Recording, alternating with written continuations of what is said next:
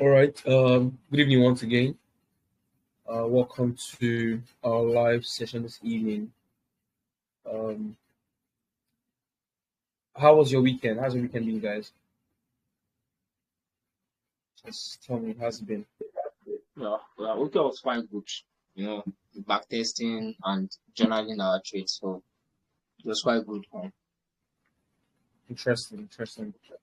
Um, Welcome. Today's Monday, so of course we're looking at what we have for the week. But good evening. I think you'd like to see something. Hello, Casey. Good evening, everyone. Yes, good evening, Buchi. How are you? Fine. Happy New Week, sir. Yes, you too. How was the weekend? Fine. I just, Good. It seems I didn't know that. okay. So just mistakenly clicked your platform and I saw that there's a live session, so I have to join. But anyways, Oh yeah, it seems like it's the first time joining us, right? Yeah.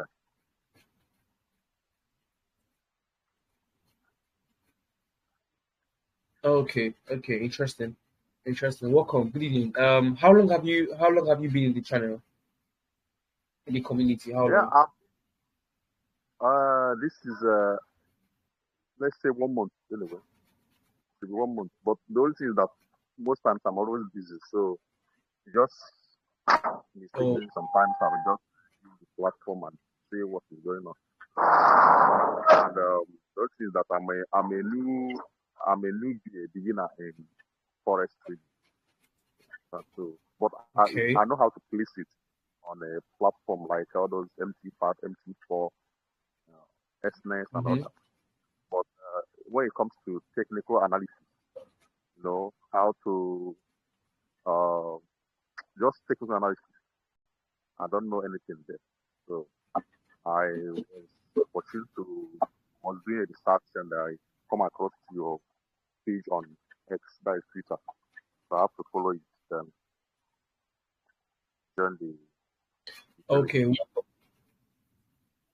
Welcome. So first off, I don't think it was me you saw on Twitter. That was Momo, right? So I work with Momo, right?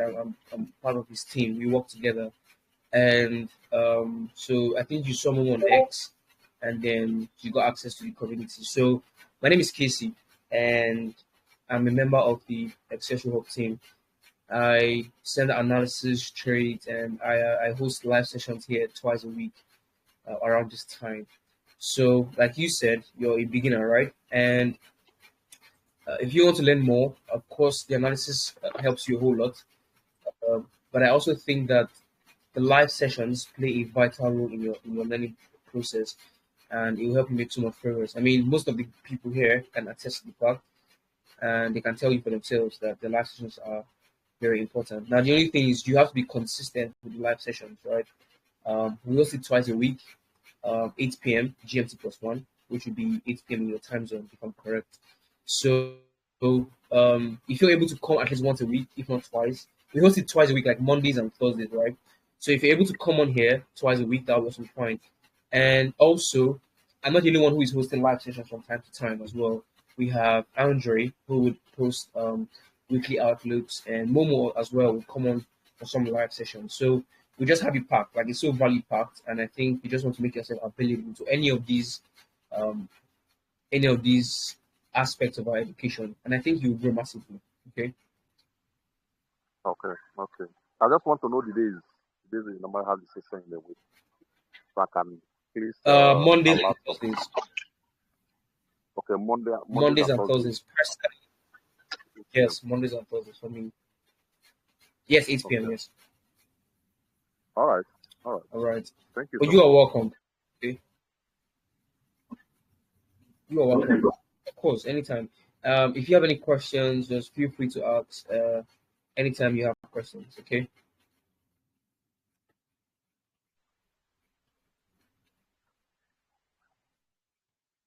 Okay. So once again, good evening, guys. Welcome. We'll be diving into the charts this evening and see what we Yes. have. Hello, Casey. Right. So, yeah, Abdul, how are you? Yeah, hello. Yeah, good evening. Yeah, good evening, Abdul. Yeah, actually, I want to tell you about XBT and USD and this thing that you dropped this evening. Okay. So actually, I took the So, trade, but yeah, I took the trade, but instead, like I don't know whether it's because of the spread or no, So like as soon as I took my entry, like it started with a big drawdown, like a massive drawdown. And I later checked the what's it called? I checked the spread, like I think the spread was quite large. So I don't know whether it's for everyone or just me.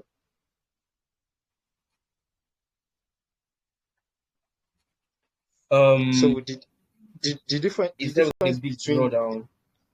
yeah, it started with a big drawdown. So the difference between the bid and the ask price is 954.15 and 958.80. Oh, oh, 958. Okay, okay. So, yes, that 954. happened to me as well. That happened to Oh, me as okay. well. But it wasn't a big drawdown per se. It's just where my order was triggered was kind of above price at the time, just slightly above price. So I understand, but when you say a big drawdown, do you mean like 30% of your risk? Actually, it was up to that. No, but not up to 30%. Okay. Let me just say like 10% of my risk. 10% of your risk. But are you sure you calculated the risk properly and you made sure it was 1% your risk? Yeah, I did calculate my risk properly, but I don't Are know. you sure of that? So I thought this was for everyone, but Now, I think we have the same experience in terms of where the order was triggered, right? So if the order is triggered above your slightly above current market price, you would enter a loss definitely. I, But it is not I, like in my case. For my case, it is not like so much of a loss that you get. It's just still around my entry point. I don't know if that makes sense. So that's why I'm concerned yeah, when you okay. said, Although Although the difference is that like I took my entry later than you because when you dropped this like I couldn't check it earlier, so I maybe like I think like 1 hour later I took my entry then. maybe. And also, something else I needed to clear up is so the chart you're seeing. So let's go to the chart, right? Let's go to the chart. Let's go to the chart. Share screen. Let's see.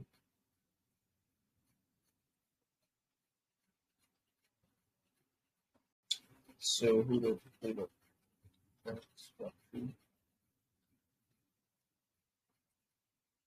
Um,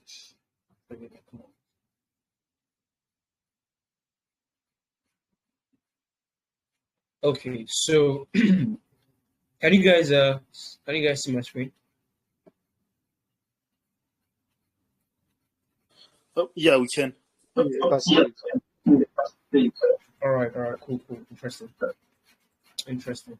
So yeah, let's see. Where is that platinum? Now, what I want to point out is when I'm speaking of platinum, right? This is the futures chart, right? So the chart will slightly differ. Like when I mean slightly differ in terms of the actual price, it will slightly differ from CFDs. So, for example, on my account, my entry came in at 950. Okay, it's about the same thing, right? Almost 958, right? So pretty much the same thing. So, but again, I was triggered just above my entry price, just above it, and it wasn't really too much of a loss. So it's still like 0.1, 0.2% of a loss. So it's practically break even, if that makes sense. So that's why I'm still concerned when you said you took much of a loss. Now, are you using MT5 or MT4, Abdul? I'm using MT5. Good. MT5. Now you know that MT5 will calculate your loss, right? When you place your stop loss, the MT5 will tell you exactly what you're going to lose, right? Yeah, yes. Good. So when you click on your stop loss price, are you losing the exact thing you risked? No, wait, hold on. I don't understand what you meant by the MT5 will calculate my loss. So if you're using MT5, when you go to the chart, right, just go over to MT5, go over to any of your running trades that you have the stop loss, go to the chart. Okay. Yeah, okay. So once you do that, you will have your TP and SL, right? Yes. Good. On the chart. Click on your SL. Just click on it. Okay, you mean on the chart, right? Yeah, on the chart. Yeah, click on the SL. Okay, I'm coming, please. Mhm.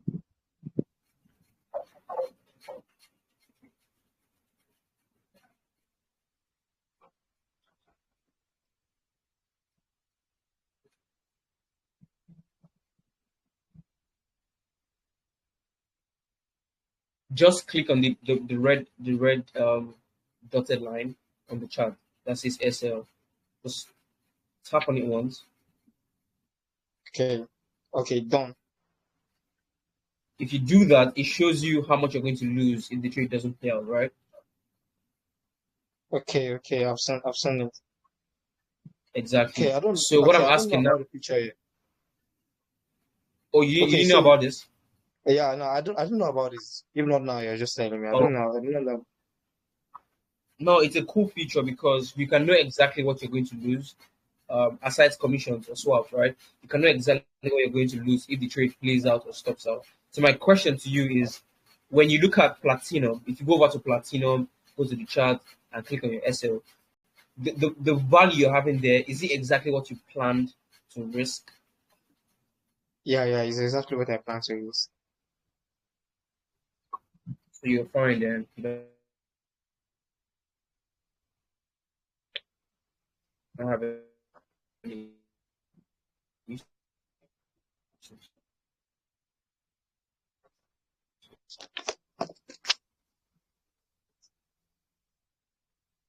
Hello.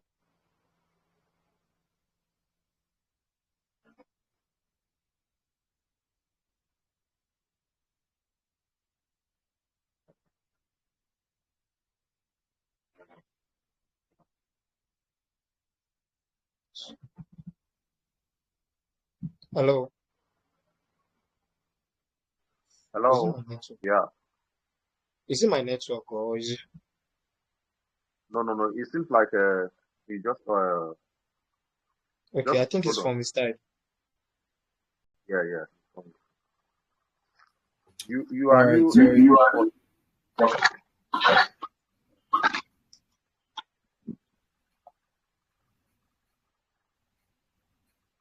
okay. So can you hear me now? Okay. Yeah, we can hear you now. We can Yes. hear you. Yep, All right. All yep. right. Cool. So that's it, right? So I think this should be fine, especially if what you have down here is the exact same risk. So you should be fine. Now, as for the entry and the spread to talk about, I understand that because it happened to me as well. But it should not be too bad. So that's what I'm saying. That as long as you have the risk prepared, then you should be fine. Okay.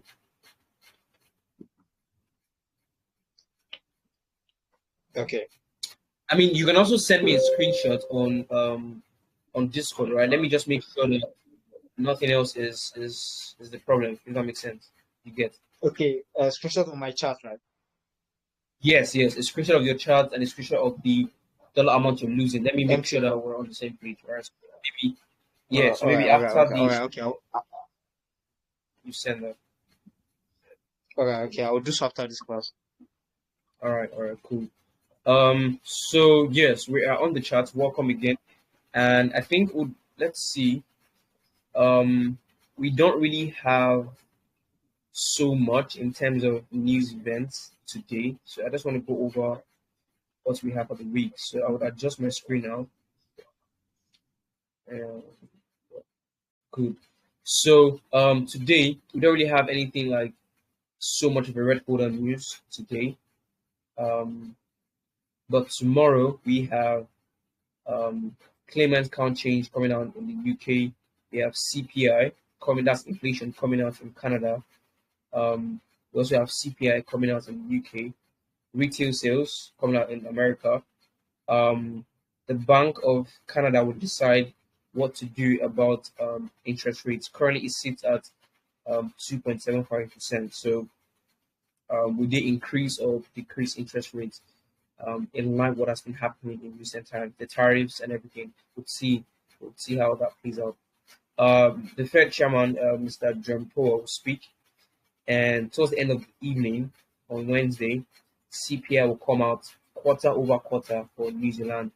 On Thursday, we have unemployment rate and unemployment change, and we also have monetary policy statement for Europe, right, the Eurozone. So we'll see how that happens. We have unemployment claims coming up in America as well, and then the European Central Bank press conference. Now, most times we have press conference come up after interest rates have been updated, right? So you can see for Canada here, you have Bank of Canada press conference, which will come up after this, and then you have the European Central Bank press conference, which will come up after this as well. So this is pretty much what we have for the week. On Friday, nothing of any relevance. So I think this is pretty much how the week is looking. Now, of course, we also have other things that could drive and affect the markets. We have the current safe haven demand on the Japanese yen, the Swiss franc, gold as well. We also have the tariffs, right? The tariffs, the uncertainties are still there. So these things will also affect the markets this week. But this is pretty much what we have in terms of the fundamentals, the pure fundamentals. This is pretty much what we have for the week. Okay. So yes, let's now move over to the charts and see what we have. So I'll adjust my screen now. Let's see.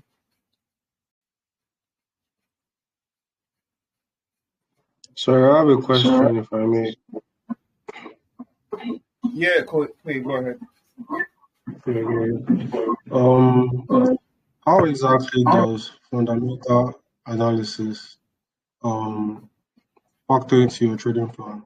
Like, what's your whole fundamental psychology? Like, how does it factor into your trading system? Now, quite frankly, my system is built of um, uh, core trading principles, mainly around the technicals and risk management and key levels.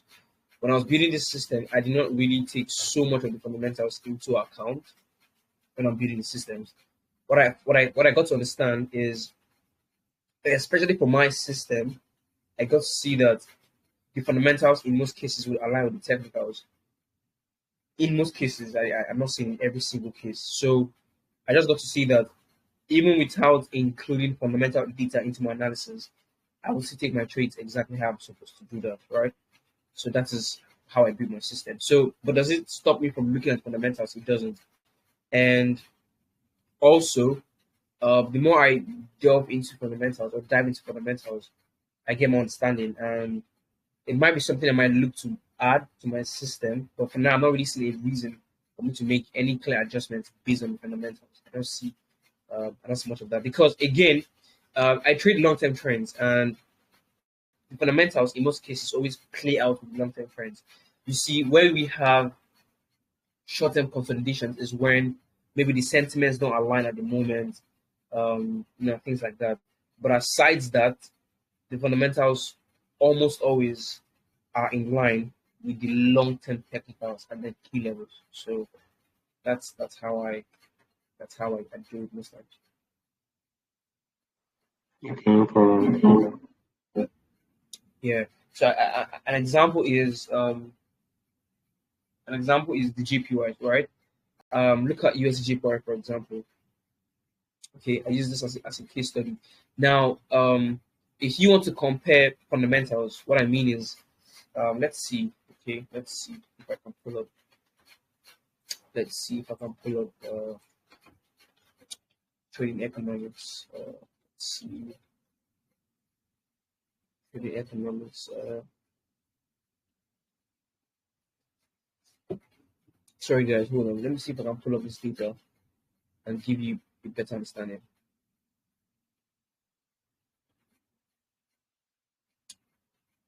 Okay.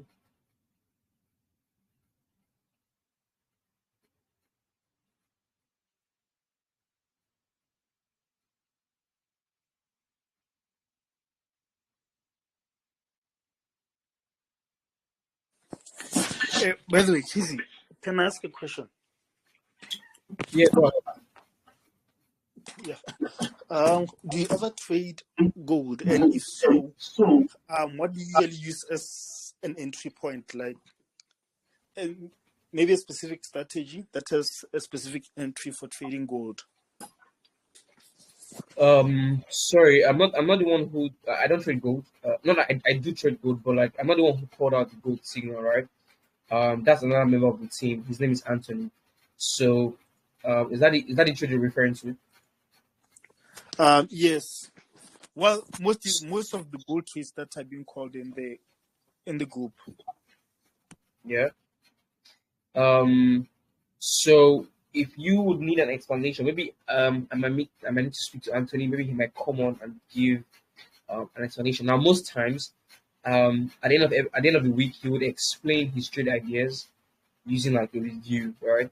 But I don't fully know his system and how he trades gold, so I cannot really comment on how he trades gold. So maybe in one of our sessions, he might just come up and maybe throw more light on how he gets into his gold trades. So I think that's how that works. Because the trades don't come from me. I mean the gold trades, they're not from me. Okay. Okay, thank you. All right. So speaking of fundamentals, right? Now these are some core fundamental things we look at when it comes to countries, right? And now these are like one, two, I think they're the top 10. 1, 2, 3, 4, 5, 6, 7, 8, 9, 10, 11, 12. Okay, yeah, top 13. I think there are more, right? Okay. But amongst these countries, right, or let's say these economies, the US is still the best. Okay, the US still provides uh sorry.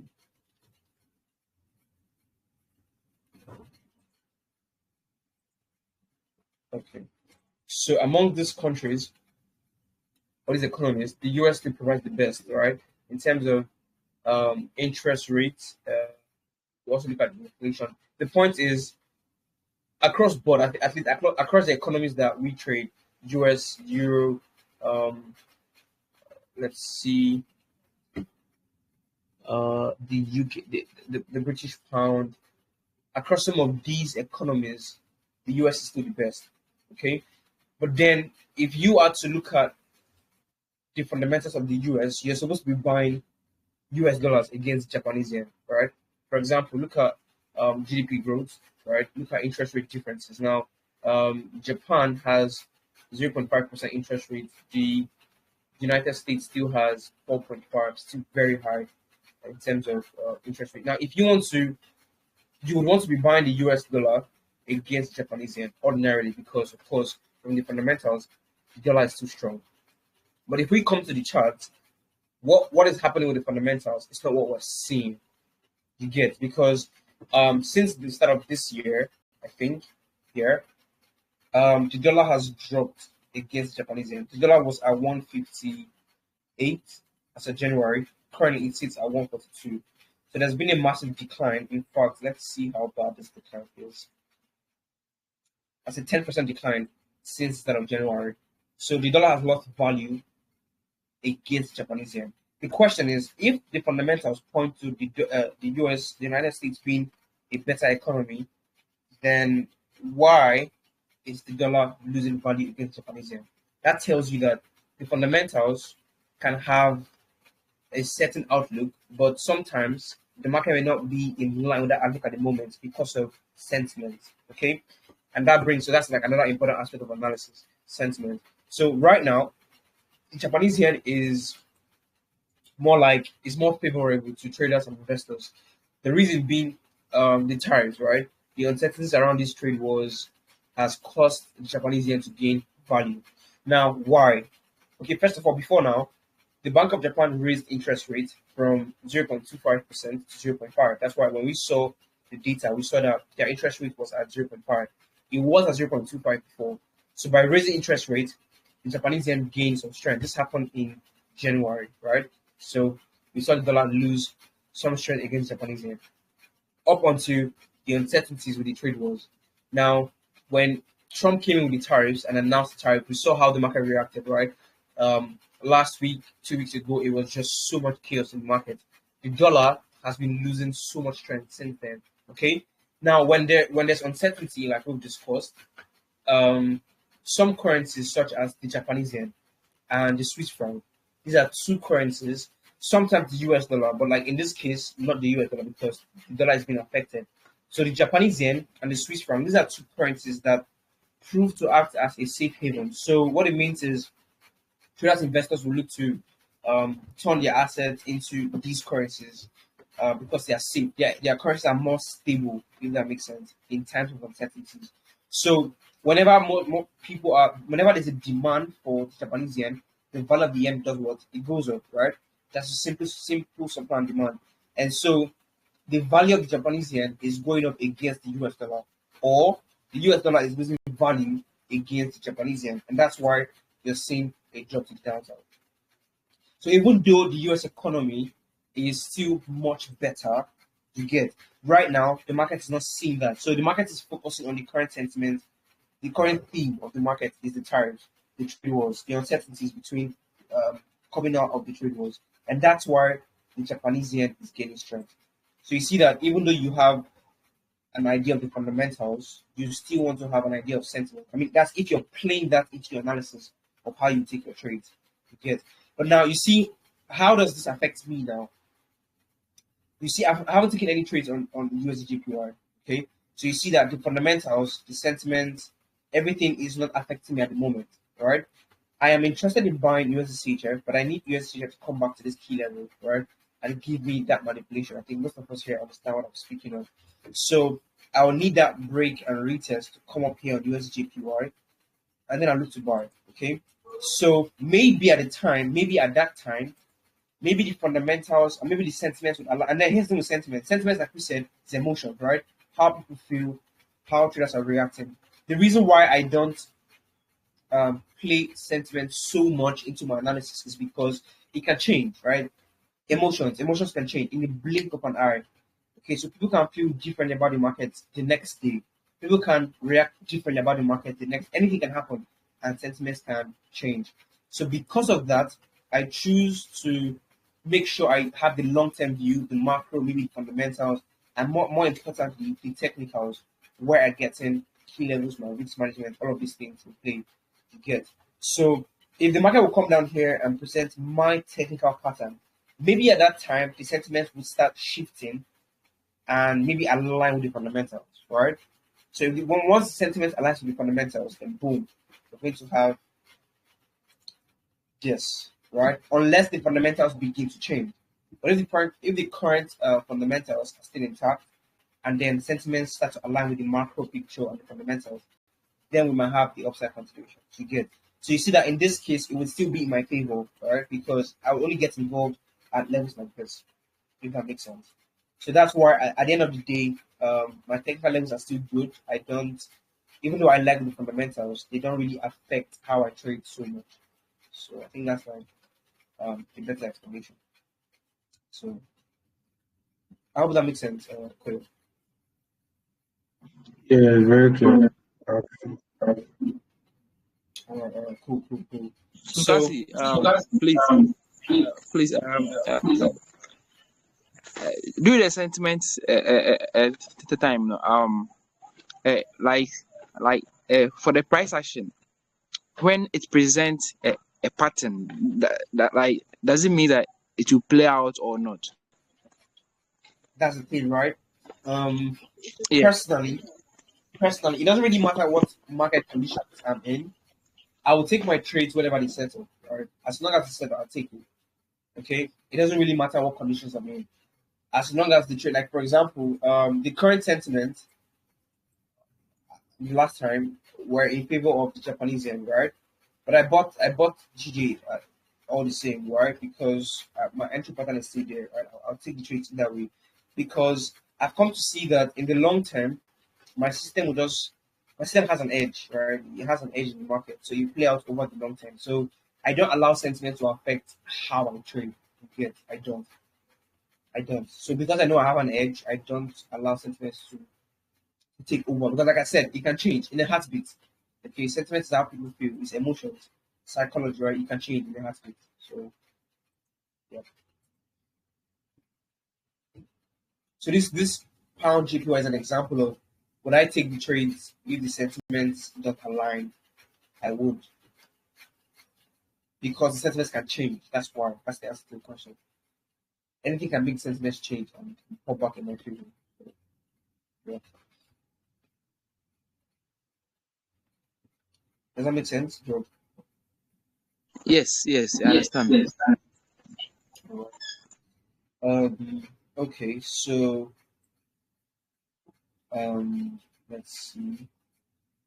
So yeah, for the JPYs, not much has changed since our last update. We respected this key level on the weekly time frame, but bouncing up. Cat JPY still here, nothing has changed. So for AJ, let's see. Okay, so we rejected the key level. Uh,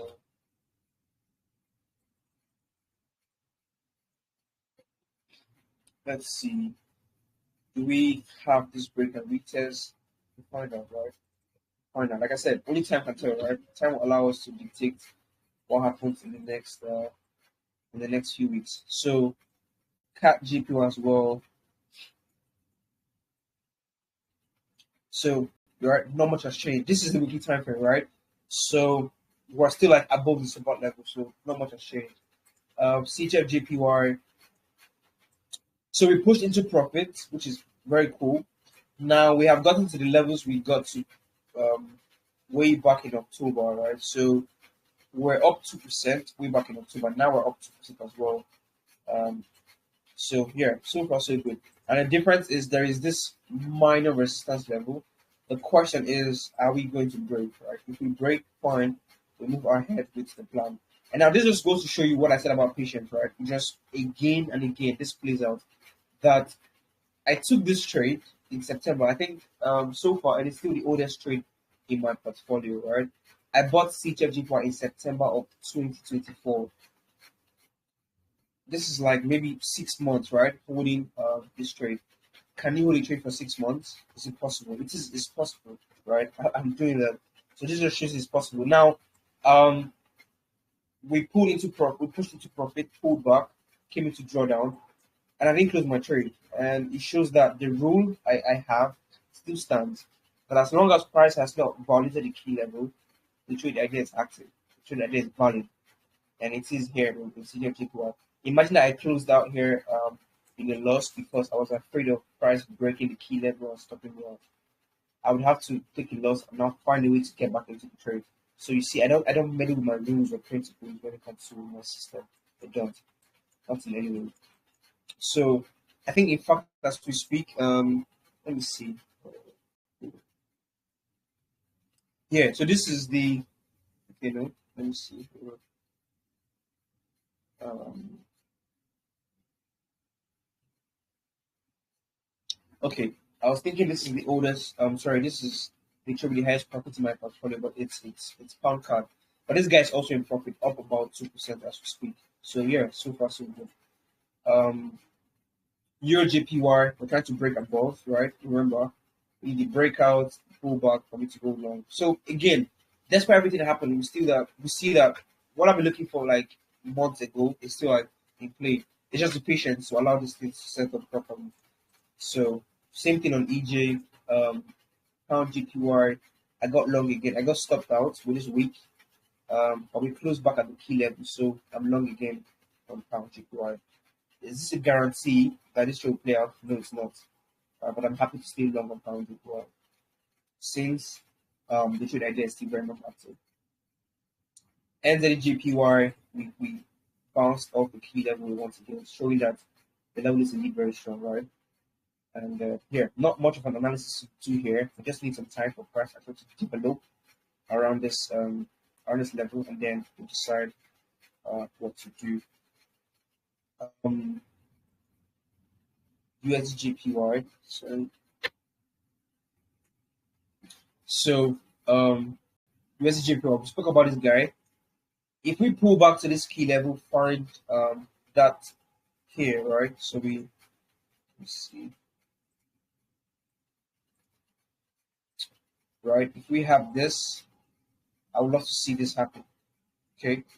Because this would be like break below the key level and a new break and retest. I'd love to see this pattern show up at this key level. If I see this, then of course I will add UJ to the logs. So I currently have just I think CJ JPY and pound JPY. But I'm looking to add EJ, looking to add UJ, and then if AG and NJ also sets up, I'll add them as well. So you can see I just at the end of the day I just might buy all the GPYs if they set up in my direction. So we'll see. AD card. Already took profits on this guy, so there's not much to say. Euro card, we are breaking out. I want us to close above this key level at the end of this month, which is very interesting. It will really help price action if we stay above the key level. So if we come back to the money time frame, exactly. So we're having the market close, which is cool. And let's see. Let's see. That's true. Carlos, are you sure of Euro card? Because I think this was the level you're looking at. Yeah, fine.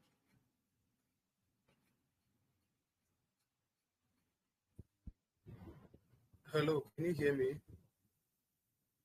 Yeah, I can hear you. Okay. I'm not yet on Eurocard. That's actually the level I'm looking at, but I'm expecting something to happen before I would take my shot on Eurocard. So it's already let's say it's already back to the level that I'm actually waiting for, but not just at the level the reverse pattern I take with that system, like market is let's say somehow above the level at this point. So currently what I'm looking at before I can take the shot is breaking in and then testing the level again, then I can take the shots from there, because where I'm actually having that level is at 0.57327, somewhere around there, and market is above 0.57327. So I'm waiting for a break below 0.57327, then a retest of it, and maybe kind of indication to take the short. Then I will participate on the reversal and trend on Eurocard. Yes. All right. That's fine. Sweet. So yes, okay, but we still are above the level, the key level, which is cool. So if we're able to close here and maybe get that short tempo back, I would love to go long on the retest of this level. Pound card. I think I'm going to drop another update on this guy maybe tomorrow, because we're bouncing off of this level, right? And Abdul, I think you went long, and I think you were looking at maybe going long the second time. So were you Yeah, able to get okay. I'm that? already long today. Oh, interesting. Cool. Yeah, I took my long today. All right, interesting. So we're bouncing up the level. Now, of course, it's not a guarantee that we're going to just push up from here, but it is maybe the next higher low, right? Because we're in an uptrend, we're looking out for higher low. So higher low. Maybe this is the guy. If this is the guy, fantastic. We're gonna have the continuation. So let's see if the level stays strong. Okay, I had a high here. We pulled back to this level, and now we're pushing up. I'm up around 2.3%. Not bad. Also up on CJGPY, right? So not bad. We're doing well. Now I have a 1 to 6 as my take profit here, and this could take a while, right? This will consolidate for a few weeks or months, maybe before even pushing. No worries, right? I'm not so bad. I'm in the trade. I had a good entry. All I'm waiting for is the market to do its thing. I don't have any control whatsoever as to what the market wants to do. Okay, it's not my business to stress that. So yeah, we'll see what happens with pound card. Break and retest, beautiful. NZD card, we're pulling back, and now the New Zealand is just recovering after that massive dump to the downside. And here, let's see. I'm still holding my shorts, nothing too crazy, and we see what happens. Still holding my shorts. USD card as well. So I was interested. I'm still interested in USD card. This break and retest, right? But as we see, we kind of broke below the key level without finding support at the level. Remember that for me to look for buys at the level, I need price to find support at the level, and we didn't have that. In fact, the market just broke below the level. Let's see. The dollar is weak. I mean, we know that. So we'll see. I see my eyes on the level. If we pop back above the level, I see my lookout looking out for longs for US card. This is also going to be another swing trade, right? This is where I'm planning to buy.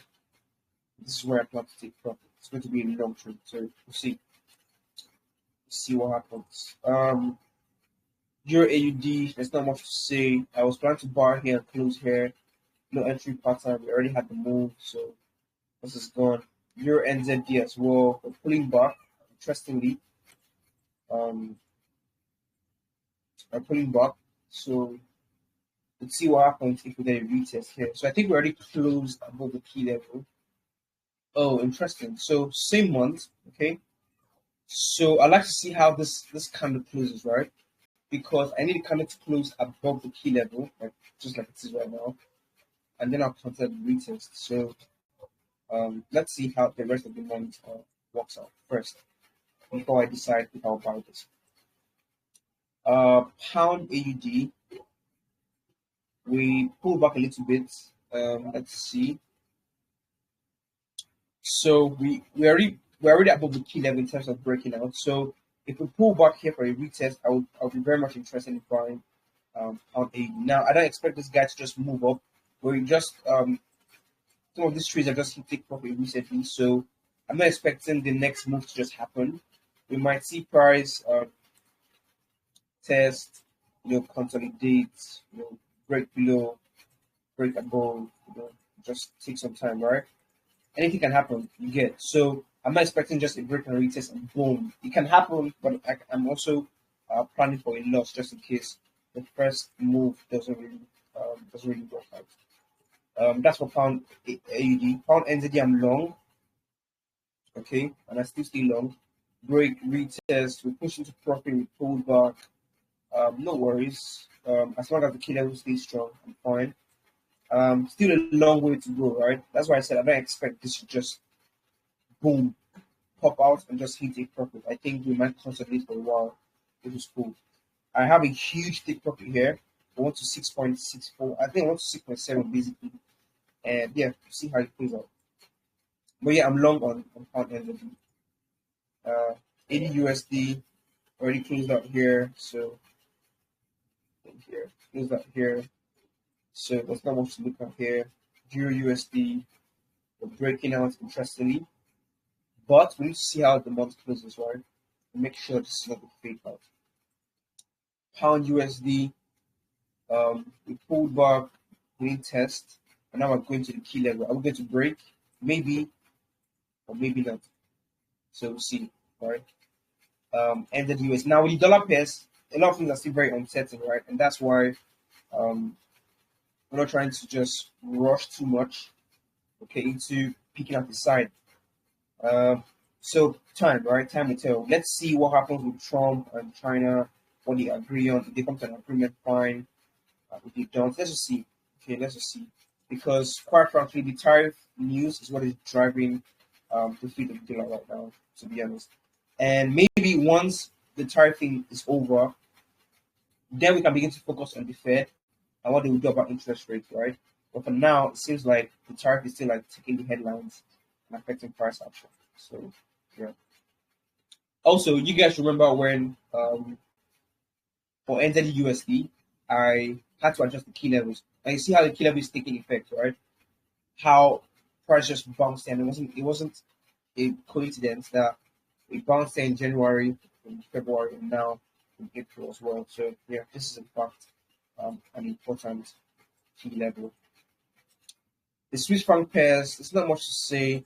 So exactly now, this is what I was trying to say with these currencies, the Japanese yen and the Swiss franc. Now, for the Swiss franc, we dumped hard, right? We dumped so hard, and now this is not because the economy is much better, because in fact they're not doing really well, but because the market is moving on safe haven demands, the Swiss franc gained so much strength, and that's why we see all of these guys are dumping. ADCHF, CAT CHF, I took profit here a few weeks ago. USCHF as well, dumped. Pound CHF as well, dumped. NZD dumped. Every single thing just dumped. Why? Because the Swiss franc is acting as a safe haven at the moment. Even USCHF as well took it down and just smashed through some great key levels in the market. So yeah, Can you check on ECHF? yeah, pound CHF.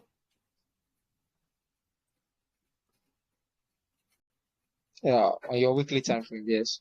Okay. I think this might be a possible reversal, isn't it? I think. You mean like a possible bullish reversal?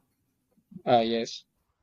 Yeah, it can be. It can be because this is a very strong level in the market, right? It has been a level for quite some time, and especially if the uncertainties just die down. Because, like I said, the reason why the Swiss franc is strong is because of the uncertainties, right? So if the uncertainties just die down, then of course maybe we just pop back and then start trading back to the upside. Maybe that's the case. So, but I would not want to go short this guy, especially if since we're at a key level of support. So, yeah, hope that makes sense. Yeah. All right. So, yeah, I think that's about it for currencies. And then for stock indices, I still don't want to say too much and look at too much because these guys dumped hard and now they're correcting. So I'm still just carefully, right? Carefully watching price action. I'm just monitoring price action. I don't want to see too much. I don't want to do too much. Okay. So the S&P 500, we have France 40, the DAX. Let's see. The DAX, Euro stocks. Let's see. Like this dump was crazy, right? It was crazy. It's just at the time you don't want to catch a falling knife. You get. So we'll see. Maybe they'll pull back and give us. So let's. I don't want to rush too much into analyzing these indices because they don't really have right, and they're just trying so hard to recover. So I'm going to let them breathe before deciding what to do. Let's see. This is China's Hang Seng. Okay, yeah, sorry, the Hong Kong ETF. Let's see. And most of these indices are they're just maintaining these key levels to some extent, right? Which is interesting. So again, I like to see how the month closes, right? And then that would help us to see where we're at with some of these guys.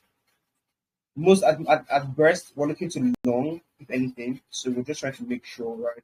And it would look like we're gonna have like multiple entries on these guys. So we're gonna have to make sure the key levels are intact, looking at the proper levels to buy from. And then if there's going to be another crash, we take a loss of everything we get. So we have to be careful about how we leverage into some of these opportunities. But they'll be fine, right? I think they'll be fantastic trades. If let me see.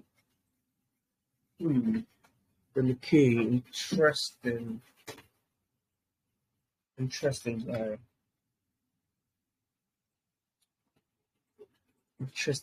Interesting guy. Let's see how this daily comes up. Now, you see, here's one of the things with trading the weekly. Like I can't really I can decide to buy this. Like one can decide to buy this. Like hold on.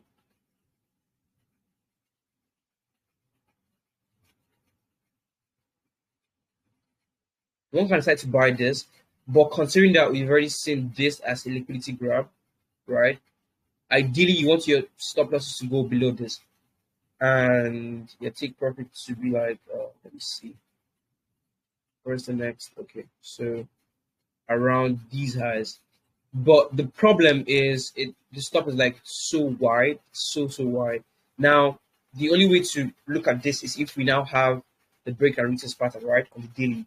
So if we have the break and retest pattern on the daily, then we can now trade it off the break and retest pattern, right? And then our stop loss might be somewhere around here, because then we'll be looking to place our stops below this level alone, not just below the week. You get. So, but then we've not had a pattern. So if you're buying from the weekly time frame, you have to cater for this, or else wait for, hopefully, the break and retest pattern will show up, and then we'll take it. And then it is much better because we can have a better reward. You get, still maintaining Yeah. this, if that makes sense. So this is how I'm looking at it. Okay. You have a question of me? Okay, Casey. Yeah. No, earlier on you set your stop loss under the this higher low, like so like are you supposed to set it like that, or what if the stop loss is more than your 1%? What are you going to do in cases like this? It shouldn't be, right? It shouldn't be, because then it boils down to the account sizes we're trading, because ideally the account sizes we're trading should be able to cater for this. Now, if the stop loss, you see, that's the thing with position sizing, right? As long as you have a big account, you can just adjust your risk. Okay, so you would calculate it based on your pips, but then it becomes a problem if your account is small. Maybe if you're risking $50 or maybe $100, maybe this might be much depending on the contract size. But if you have a 100K account, then of course you should not be worried about this. You just have to adjust your risk based on the stop loss you get. So the only thing is your position size will be reduced, but you will still risk 1% on the idea you get. So, I Yeah, can okay. I have a question. so sorry, what? I have a question, sir. Oh yeah, go ahead. Yeah, thank you. So I just thought let me just quickly because this is something I wanted to ask about, and since you are talking about position sizing, so Okay. for instance, let's say I have an account, 100K account, prop firm. So what do you think would be for this type of trading style and not any other style? What would you advise in terms of risk management? So should I go with something like 0.5% per trade or 1% per trade? Because they have this rule of daily 5% loss. I know it would be very hard to have daily 5% drawdown on this kind of strategy. So, but going forward, let's say you have up to 10 trades running at once, you can at some point get into that 5% loss in a day, depending on what market is doing. So what would you advise overall? Thank you. So okay. Now, in all honesty, right? Personally, I don't have a problem risking 1% per trade. Okay, and like we just discussed, what happens if market conditions change? Now, I'm looking back at how bad it can get, because I've tested the system, and all the crazy ass market conditions we've had from 2020, COVID, the bear market, the rallies we've had, I've not had such situations, right? Even this recent chaos we're having, I had about, I think 9 trades running, right? I never, in fact, I had trades hitting my take profit as opposed to trades hitting my stop loss. So before you can breach an account based on the daily loss, it means that you need to lose 5 trades in a day, or basically, right? Or if your account size is equity based, if it's a prop firm, it means that your account has to draw down 5%. The equity has to draw down 5%. And that's still difficult. For that to happen to my system, it means the market conditions have to be like so chaotic, right? So chaotic. And the way my system is built, it would hardly happen. So I'm still very confident risking 1% per trade, right? Because I mean, I've not really seen that market condition that would affect me this bad. You get. So that's pretty much how I do it. And then think about it. That's why I would suggest you just take a firm that gives you balance based drawdown, right, as opposed to equity, so that you know that you only have to worry about losing the actual trades, not just the swings in your portfolio. You get. So that's it. And then, like I said, I don't see myself. I don't think. I mean, the market is chaotic, right? But aside being uncertain, I don't see myself losing 5% in a day. I've only taken 4 losses this entire year. When April, right? I've taken just 4 losses in the whole year. So how can I move from taking 4 losses to now losing 5% in a single day? That would be, it would just mean so much. I don't know if that makes sense. So to be on the safer side, I'll just pick a firm that has balance based drawdown, and then I'll build my portfolio alongside it. So Okay. just reach 1%.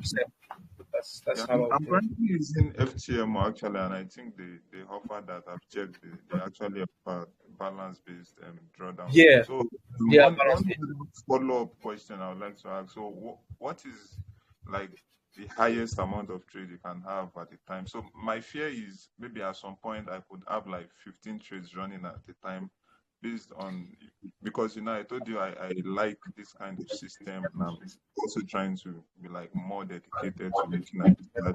So even if I have up to 15 trades running at a time, that's 15% risk in the market already. So my point Now is, here's okay. yeah, Okay, go at on. some point I can find myself having 5% to draw down. You understand that? That's my point, because I'm already 15% risk, risking 15% in the market. Yeah, I know some will be in profit, some might be in loss, but you have this experience already. I've walked through it, and I know it is very, very hard. But yeah, I You can just have. really restrict myself to like just okay, maybe when I get to 10%, that's fine. Then things could balance up. I could be in 5% profit. I could be in something like 7% profit, 3% drawdown, and everything will balance up. Yeah, it's just I'm just thinking of the long term, so that I know how to prepare myself now, not just putting 1% on every trade, and at some point I'll be risking 15%, and I'll just see myself in 5% drawdown, just like that. All right, I understand where you're coming from, bro. I get it. This is a valid question. And now here's the beautiful thing about the system, right? All the trades don't set up at once. You get. So before you would have 15 trades open, your equity is so high, right? And remember, you're only dealing with the losses, not the swing in your portfolio. You get. So for example, before I had 9 trades running, my equity was I was running like 10% in profit, right? Before I was able Okay. to build up to 9 positions. So Okay. for me to move from being up 10% to now losing 5% in a day is still too much. You get, and Yeah. then you can take losses, right? You can be up, you can have 15 trades running, or let's say 10 trades running, and then one trade will stop out, two will stop out, maybe three will stop out, right? But that would most likely not happen in a day. You get. So Sure. and then before you know it, another trade has played out and that's covered for the losses, right? So that's how it would work. But still, it's something you would gain confidence and experience with, right? So I mean, before you would have 15 trades running, you might have decided to maybe close out 10. I mean, if you have 10 trades running, you might decide to close out when you hit 15% profit, withdraw your profit, and start again, right? So Yeah. just do that before you can have that much trades running. Your experience would have grown so much, and then you can decide what to do. You get. But what I Yeah. know for a fact is that risk management is not just about how many trades you have open. It's also about your equity, right? Yeah. Because remember, we're trying to build portfolios. So you can have a situation where you're up 30% on your trades, right? Yeah. And it's crazy, exactly. You might not have 30 trades running to give you that, but you want to make sure you're able to build your portfolio. So you'll not be afraid of taking trades at the end of the day. Yeah. Okay. So, Okay. Yeah. That makes sense. Thank you. so yeah. But don't worry, these things take time, and you know, we'll go through it together, right? It's not something you just have to go out alone. Yeah. That makes sense. Because right now I'm currently holding 3 trades, and that's 3% is GBP, JPY, GBP card, and this platinum that you dropped this morning. So that's 3% already. So Yeah. yeah, I just need to prepare my mind for the long term and know how to manage my risk. But thank you. That's very informative. Thank you. Okay. All right. Yeah. All right. That's wonderful. That's wonderful. So Hello, let's basically, yeah, Abdul. actually, Carlos. In addition to Oh, sorry, that, yeah, Carlos, sorry. I think, yeah, in addition to that, I just think, I don't know if it's actually prop Yusuf is holding at the moment, but if it's actually prop, the idea of a lot of open positions, personally, like I'm talking like from my own experience. I can't say that it's like quite let me say 100% advisable to have a whole lot of trades running on your portfolio, because I think earlier this month was when I was able to share my own experience, like my tragic experience that I had. I think it was like four open positions. Not that it's actually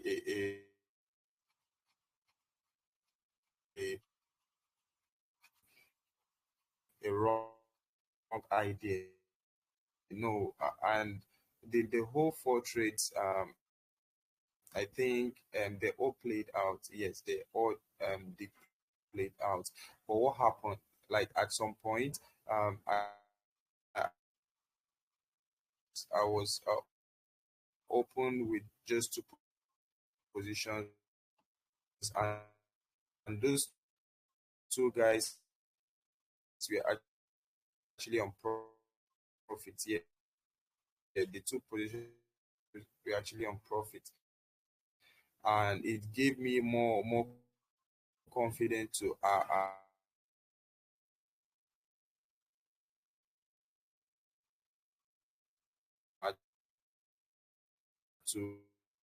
like accumulate more. So I have to open extra two, opening extra two. But I think that week, those trades have to like go into drawdown. So I understand. I get where you're coming from, but I also like to think that it depends on the system, right? Depends on the And system. Okay. That's what I wanted to say too. Yeah.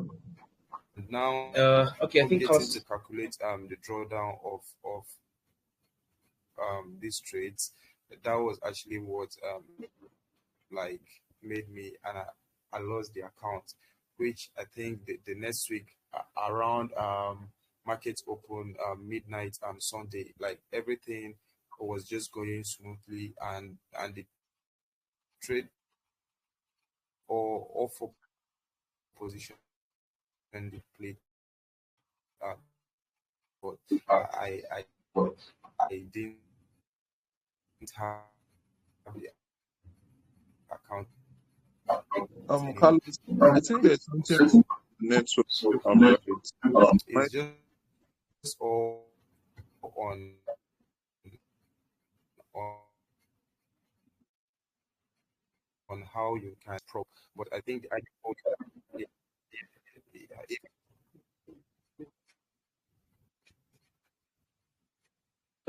Yeah, Carlos. It seems like your network is affecting you at the moment. I can hear you, but it's kind of shaky. But yes, I understand. I relate well to your experience. You have four trades, right? Four trades that stopped you that they didn't play out at first, and then they eventually did play out. Um, but then that goes to show. I think we discussed this last time. It was about your risk management, right? It wasn't really about the outcome of these trades. So again, these things work hand in hand, right? Risk management, discipline, the system itself, they play a part, all right? And then you have to also consider the type of accounts you're trading, right?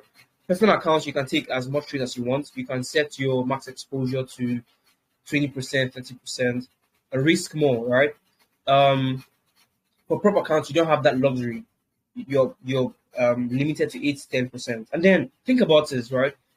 You see, that's why I said to an extent, props can make you a better trader if you're looking at this long term. Because think about trading an account for a whole year without having to lose it. That's the focus, and that's what I've said before that it will be props. I'm not after getting the payouts. You get it is for you to trade an account for a whole year and not lose it, it means that you did not lose 10% of your account size. So that's the only way you lose the account. For example, FTM, right? So it means that you were able to keep your drawdown within 10%. That's fantastic. That's a good thing. So I always look at, as a trader, if you're looking to get into props, look at the long term goal, right? It will take you time to pass your accounts. Let's not kid ourselves, right? It is because we're trying to pass the account faster that we risk more and we lose the account fast. I mean, people who have who try to gamify prop firms do that. So you buy multiple accounts, risk more on each of the accounts, you lose some, you win some, you get the payout, you just repeat the cycle. But that's not what we're looking for. We're not trying to gamify props, you get. We're trying to trade this long term and make money consistently, if that makes sense. So when Carlos said it's not making sense to have too many trades, I understand. But then the question is, how many trades is too many trades for your system? You get. So at the end of the day, it just boils down to the system, the risk management, and personally, I don't consider having 10 open trades as too many trades because of how the trades build up. All of those trades cannot stop at the same time. It might take 8 months, maybe 9, right, for those trades to set up, and then it means that my equity has built so much that the new trades coming in it's not like I'm at break even. Imagine me being at break even, having 9 open trades, or then there might be it might be worrisome, right? But if my equity, if I'm up 4%, 5% with 9 open trades, all right, that's different. You get. So all of these things play a part in how you manage your prop account. So I think that's pretty much it. You get. So Yeah, thank you for that. all right. Okay. So yeah, I think this is the most I have for currencies and indices as well. So I think we're speaking about this guy. So so as Abdul was asking, now if I decide to buy this on the weekly time frame, this is how it will look, but it'll be too wide. So I now have to wait for that pattern to show up. Now will it show up? I don't know, quite frankly. Well, let's see, right? Hopefully it does show up, and then we have the best risk to reward, because this is where I plan to close somewhere around these regions. Okay. So look at how much distance we have. Now, if the stock market is definitely going to bounce back, everything will be fine. If we're going to make new higher highs, then I would love to get this entry, right? Get this entry, but as a break and retest, have my stops around here and catch this move. It would be so wonderful.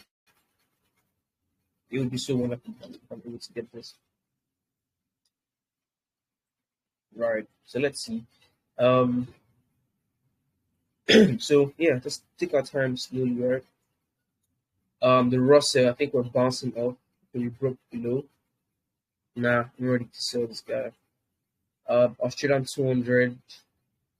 Okay, so we tested our support.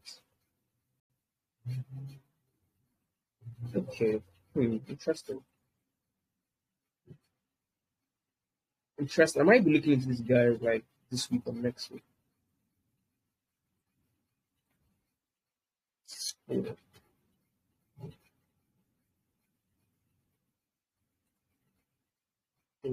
Let's see.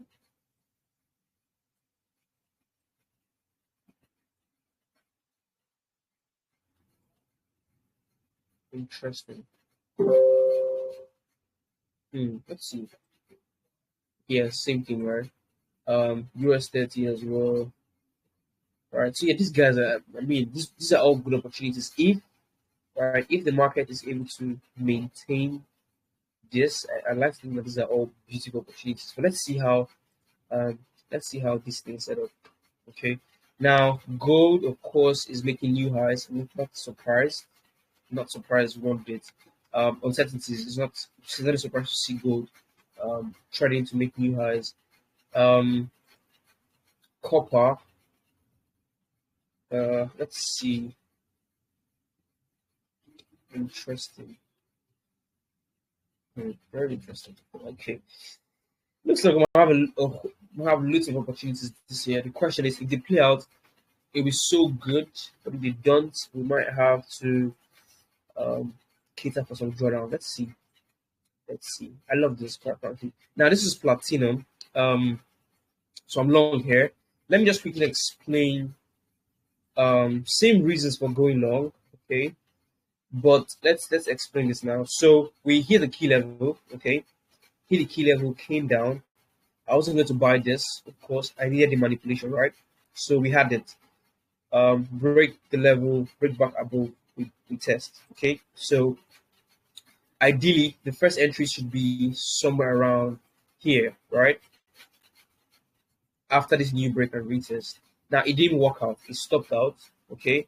It stopped out, but then we broke out again, broke back in. This now looked like an inverted and shoulder. So we had the head here, left shoulder, right shoulder, right? And then we broke back out again, okay? We broke out again and pulled back for a retest, right?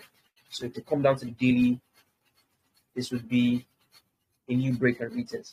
So ideally, what that means is this trade idea has been open since 2024. Ideally, that's what that means. That this trade idea has been open since 2024. The difference is it has pushed it to profit and has suffered consolidation.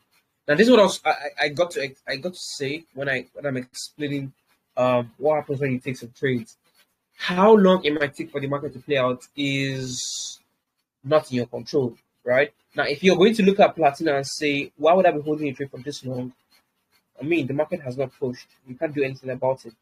But you can go on to other markets, right? It's like shopping. Just shop other things. Other markets have been moving faster, can be to take profit. So while this guy is slow, you make money from other things. You don't have to worry so much or be hell bent on making sure that Platinum moves when you want it to move. And you can see how what I said about managing capital, right? Because if you bought Platinum in April, this was towards the end of April.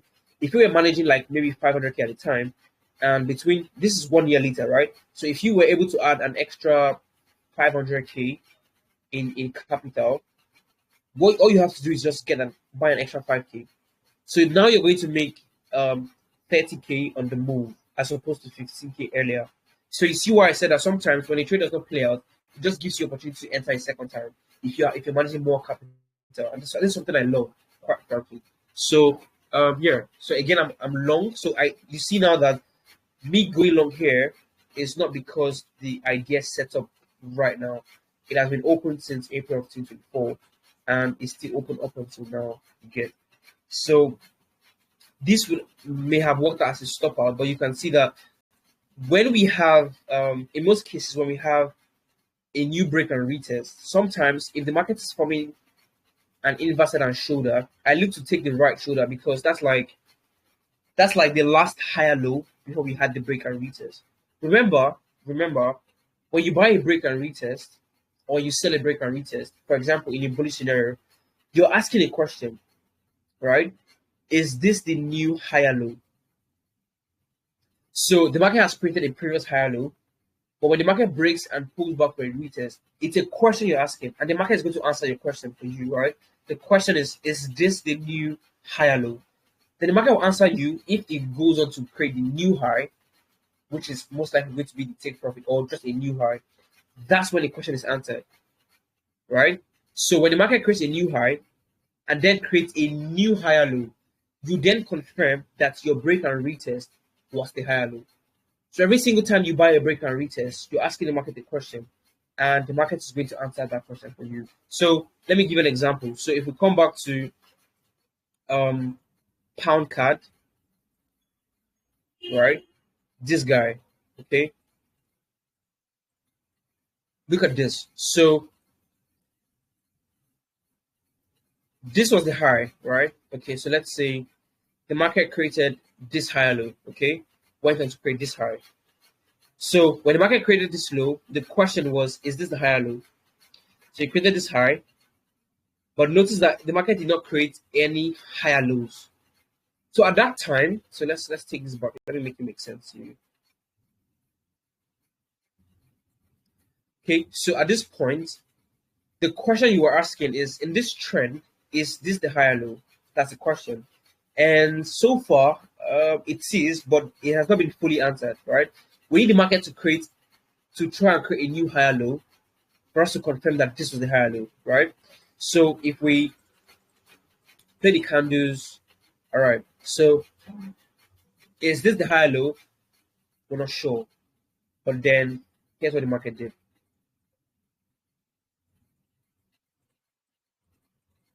The market went on to create equal lows, right? And then we play the candles. Cool, interesting. So by doing this, we have confirmed that this was the previous, this is the previous low. Now this low did not break this one. So we can see that this is the higher low. But as this is happening, the market now goes on to try and create a new higher low. So with this break and retest, I then ask the question, will this be the new higher low after this one, right? Now, the market has gone on to break and form a new high, which is interesting, right? Now the question is, if this is the new high, where then will the new low be? Because the market can come back and create equal lows here, just like it did here. So the question with every trend we're trading is like, where's the new high low going to be? Where's the new high low going to be? So if I push these candles, I'm just expecting the market to create a higher low somewhere, right? And the question now, you see, this is now the new question. If the market goes on to create a new high, it will confirm that this is the previous higher low. I think that makes sense. You can only confirm a low when a high has been created, right? So if the market goes on to create a new high from here, it would then confirm this low. This low might also be confirmed, but we'll need a new higher low to confirm this guy. But so far, we need this higher low to form a new high for us to confirm that this is the higher low. That's how trends work, right? So that's why I'm not in a haste to move my trades to break even. Most times, I'm not in a haste to do that because I am working with market structure, not what I'm looking for in terms of break evens. And that's why I was able to explain to Carlos, I think this was months back, right, when he asked the question about break evens. So this is how I use break evens. I don't move break evens because the market has pushed a certain percentage of profit. No, I try to use market structure to determine where I'll set the break even. You get. So that's what happened with platinum, and that's why I'm still long. Okay. So I was just patient enough to get one of the best entries. And yeah, so I'm long. So see, now the market has not broken this level since 2024. So if we break now, then of course it means that there's a change in the structure. But so far we're good, and I'm long. It's only a 1 to 3, and it might take some time. It might take maybe the next 3 months. But yeah, if you're risking $5,000, you're going to make $15,000 on the trade idea. So exactly. So yeah, this is all I got for you all today. I don't know if you guys have any questions.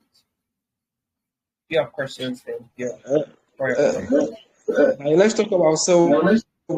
You didn't talk about it. I don't know. Silver. Okay. To be honest, there's not much I want to look at here. My killer is still down here, so if I'm going to engage or participate, I need price to come down here and give me that manipulation, or I need price to break out. So silver has not done any of these two. I don't want to trade individual, which I don't like doing that, right? So I need silver to do any of these things before I become interested. Okay. Yeah. All right. Any more questions?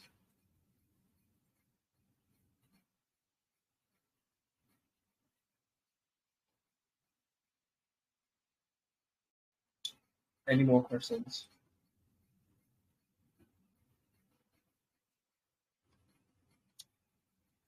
Yeah, that reminds me. So the boot camp is coming up this weekend, right? And yeah, I'm interested. I would give you guys more details on what we discussed in the boot camp. I'll give you guys a rundown of what happened in the boot camp. But yeah, this weekend we set the weekend for it, and yeah, we'll see how it goes. It's gonna be very interesting. In fact, most of the things we're going to discuss, we have touched on them before. But of course, we'll be looking at a larger gathering, like more persons to join us. So it will be an opportunity for them to also learn from this camp. We're going to go back to like the very basics, right? And just start from there.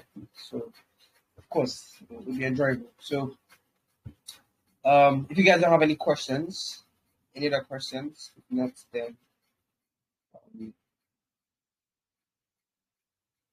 this is where we might get the cutting to.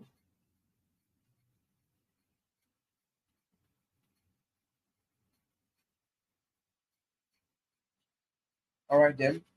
So quick question, Buchi. Thank you. I think you stayed until the end of the session, which is very cool. So I think this is your first session. So I'd like to ask you, how was your experience with the session? Did you enjoy it? What would you like to say? I just want to hear your thoughts on the session, if you're still here.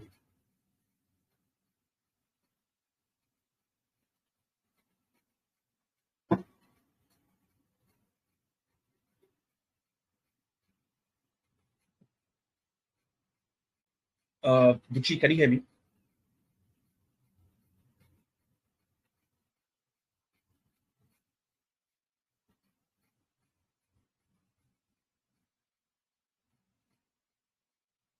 All right, maybe he's not here at the moment.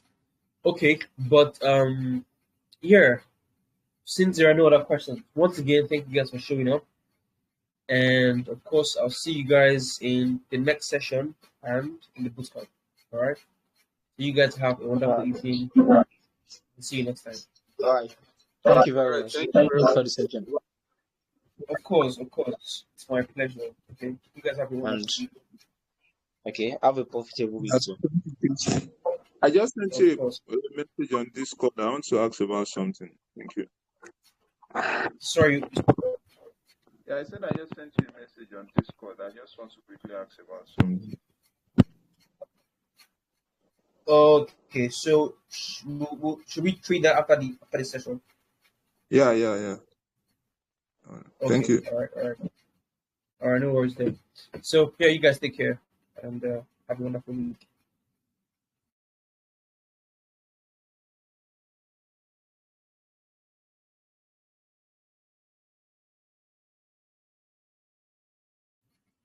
Stop sharing. Stop uploading.